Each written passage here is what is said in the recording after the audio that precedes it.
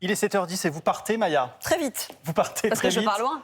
en Inde, rejoindre Angélique Forget. Qui nous attend à New Delhi. Bonjour Angélique, vous allez nous parler d'un savoir-faire dont le pays est devenu un maître, c'est l'art du bricolage.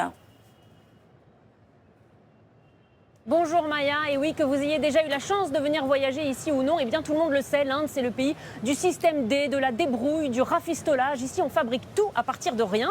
Et les Indiens ont un mot pour ça, c'est Jugaad. Jugaad, c'est un mot que tout le monde connaît, c'est même l'un des tout premiers que j'ai appris en arrivant ici. Alors il n'y a pas de traduction exacte en français, hein. Jugaad ça veut dire faire des miracles avec des bouts de ficelle. En fait c'est une philosophie de vie à l'indienne que pratiquent les plus défavorisés parce qu'ils n'ont pas le choix, mais dont se réclament aussi les ingénieurs, les scientifiques, les entrepreneurs du pays. Bref, c'est un concept que nous avons essayé de vous expliquer dans ce reportage réalisé avec un peu de sauce Jugaad. Il est signé Lucie Berbet et Abhijit Pandey. Regardez. Faite de briques et de broc, 6 lettres qui représentent tout l'art de la débrouillardise à l'indienne. Jugaad, c'est le système D. Et les exemples inondent l'internet indien. Tantôt une moto transformée en transport en commun, un fer à repasser utilisé pour réchauffer son plat, ou encore une simple planche pour faciliter le travail sur les chantiers. Une ingéniosité à toute épreuve que revendiquent les Indiens. On parle de Jugaad quand on ne peut pas faire quelque chose dans les règles, mais qu'on trouve un moyen de le faire quand même. Jugaad, ça veut dire que tout est possible. En Inde, on trouve Jugaad à tous les coins de rue. Rajiv Thakur, 25 ans, a ouvert son salon de coiffure sur ce trottoir il y a 7 ans. Tout ici, même l'électricité, Je me branche à cette prise sur la maison d'à côté. est bricolé à la main. Pour ouvrir un vrai salon de coiffure, il m'aurait fallu au moins 6 000 euros. Avec Jugaad, une vingtaine d'euros suffisent pour ouvrir mon petit stand ici.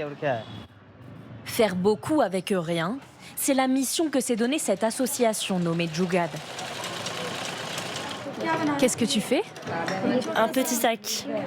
Ces femmes issues de villages défavorisés fabriquent des accessoires avec uniquement de vieux tissus et des déchets. Même nos outils sont usagés. On n'a que ces ciseaux et ces machines à coudre manuelles. On n'a pas besoin de gros moyens. C'est du petit Jugaad et ça suffit pour aider ces femmes. Grâce aux sacs, carnets et bougies fabriqués ici, Jugaad offre des revenus à une dizaine de femmes. Et oui, Jugaad, Angélique, ce mode de vie, c'est aussi ce qui a permis à l'Inde d'accomplir de grands exploits.